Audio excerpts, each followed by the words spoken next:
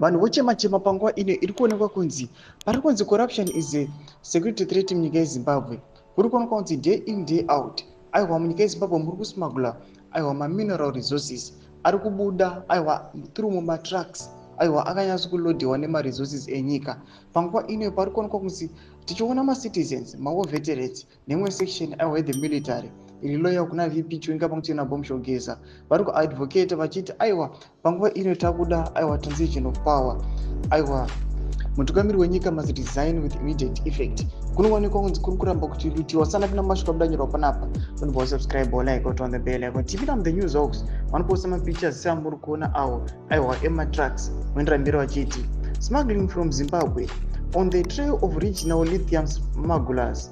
International intelligence data show a recent boom in lithium exports from Southern Africa to Chinese markets. Where is it coming from and how does it get there?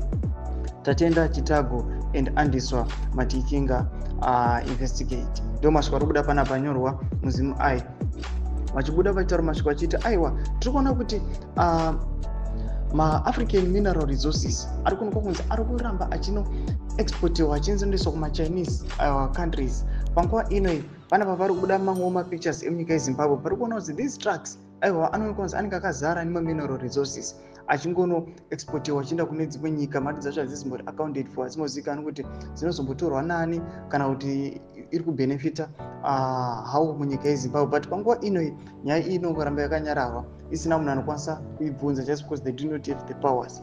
If you start to investigate about it awa tomorrow unomuka awa va behind the bars. Muri mafunguro enyu muri kudiva pamusoro pechitwechi pina comment section medu mafunguro enyu. So subscribe or like, turn on the bell icon.